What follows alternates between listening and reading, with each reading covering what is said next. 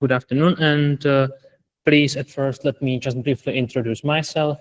My name is Martin Sladký, and I am a PhD student at the Faculty of Mechanical Engineering, Brno University of Technology.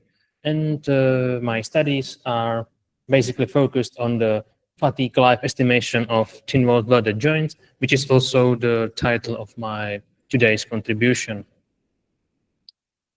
So if I can quickly summarize the structure of this presentation, at first I'd like to talk about the theoretical background and describe you the prediction approaches which I've used in this study.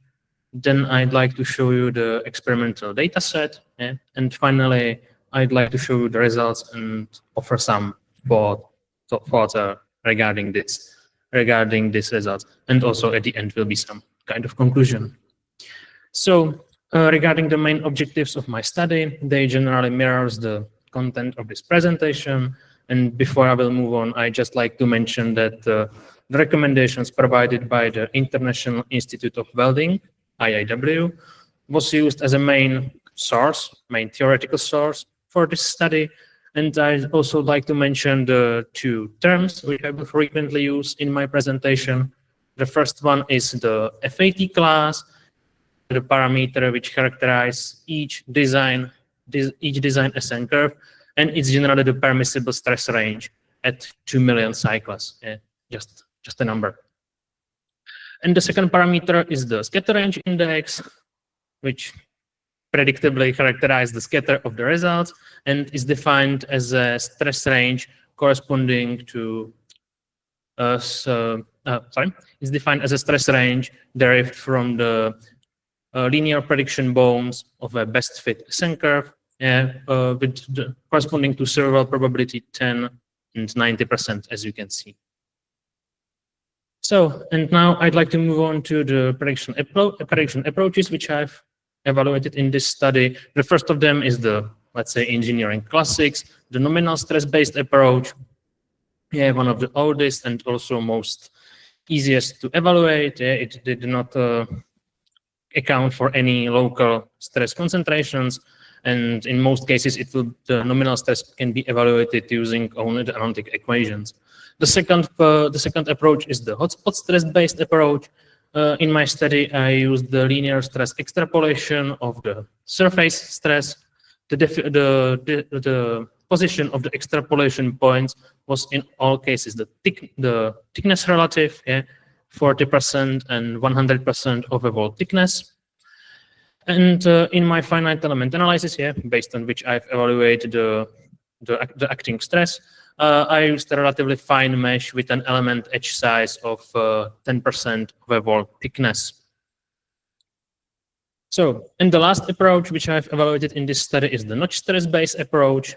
And the general idea behind this approach, as you can see in this figure, is that this approach should evaluate the average stress over some critical distance, and it's incorporated in this approach by enlarging the notch, the actual notch radii by this term. Particularly in my study, I used the reference radii of 0.05 millimeters, as it is recommended for the thin-walled welded joints. And regarding the finite element mesh, I used 6 elements over a 45-degree notch root arc, as you can see in this figure.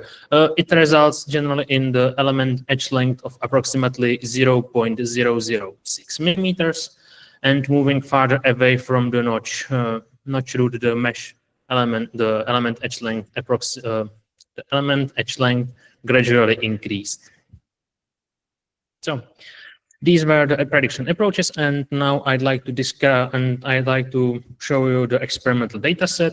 They can be generally divided into 2 separate groups. The first group is the specimen which were taken from the literature, and here you can see the first half of them. They are all based on the steel sheet metal plates with a wall thickness of 2 millimeters. And all of these specimens were tested under load asymmetry ratio ranging between 0 and 0.1. All of them were made from structure steel. The second half of the literature sourced specimens are based on some kind of hollow section. the circular hollow section in this case and the rectangular hollow section in this case. These specimens are again made from the structure steel, and the thickness of the hollow section member is ranging between 1.6 millimeters and 2 millimeters. Again, these specimens were loaded under load asymmetry ratio of 0 or 0.1. Yes, and the second group of the specimens are the specimens which were directly tested by my co-authors at the Czech Technical University in Prague. And in these two pictures, you can see the specimens configuration. The, let's say, general member of each configuration is this circular hollow section tube with a wall thickness of 1.24 millimeters. Again, all of the specimens were made from the structure steel and were produced using the TIG welding process. Both configurations were tested under force control at a Amsler fatigue pulsator with the load asymmetry ratio of 0.1. And here you can see some detail from the testing, just the configuration set.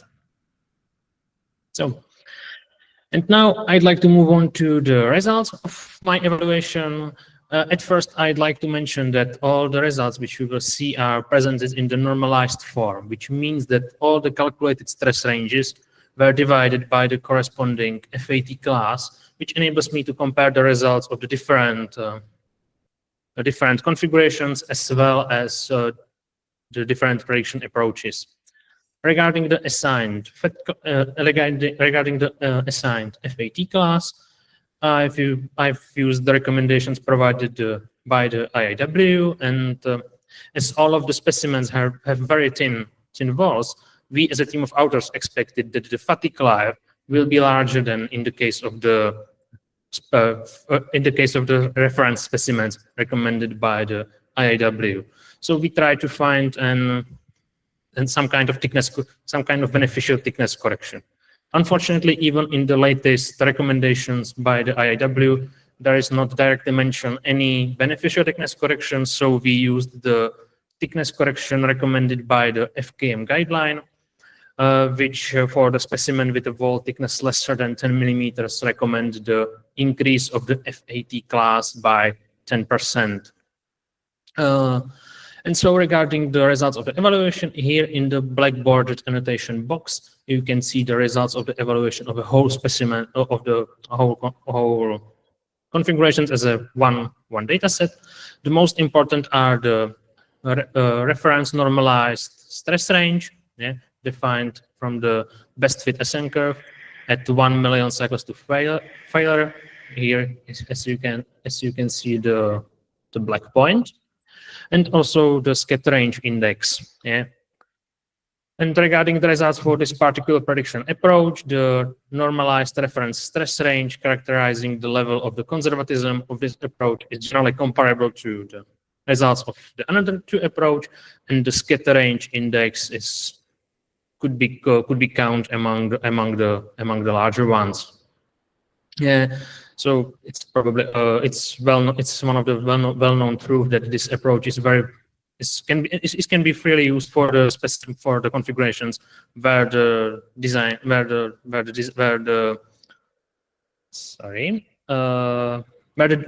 detail is very well known and the definition of the nominal stress is very clear.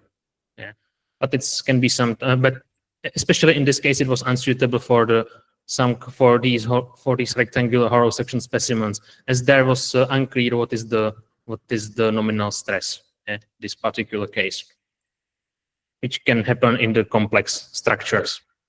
The second approach is the hotspot stress-based approach. Again, the normalization was done in the similar manner, and there is the only change in the thickness correction, since the plate-based specimens, the first four which I've shown in the first slide regarding the specimens, the thickness correction applied to them was similar as in previous case. So FAT class was increased by the 10%, but for the rest of the specimen configurations based on the hollow sections, The IAW recommendation refers to another document where the authors tested directly hollow sections, and for the hollow sections with thinner walls with the thinner walls smaller than 4 millimeters, they recommend a single FAT class of 193. So we used this for this evaluation.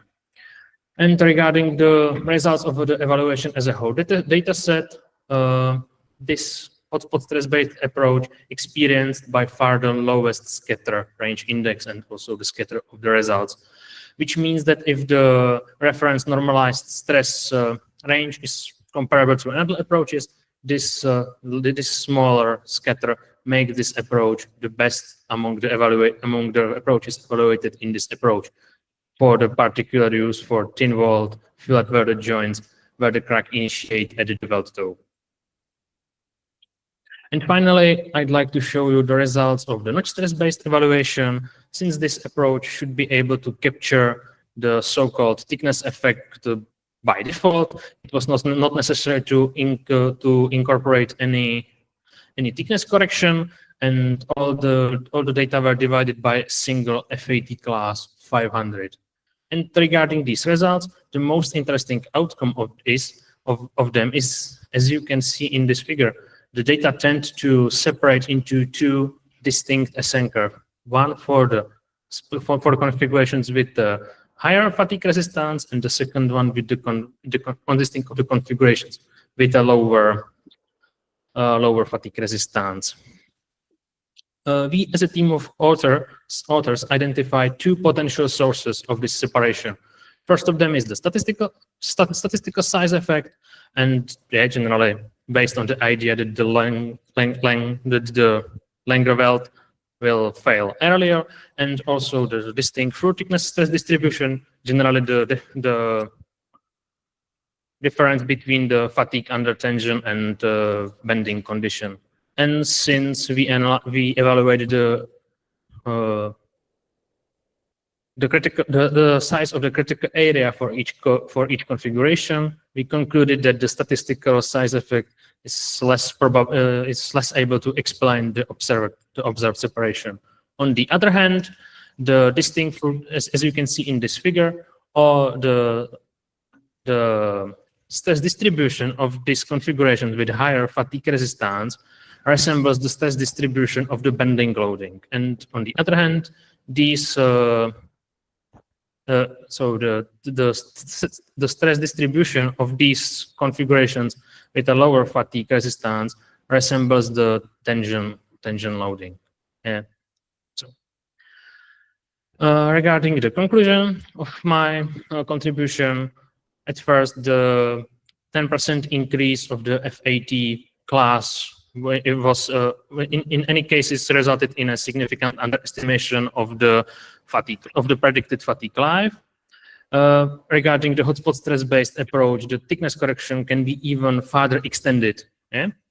And also the hotspot stress-based approach shows by far the lowest scatter and was found as the best approach for predicting fatigue life of thin-walled fillet-welded specimens under constant amplitude loading when the crack initiates at the weld toe. And finally, notch stress-based approach exhibits a significant separation of results, which indicate a need for additional refining factor. So that's all. And at the end of the presentation, I'd like to thank all the sponsors. And I'd also like to thank you for your attention. And if you have any questions, just ask me. I will do my best to answer all of them. Thank you.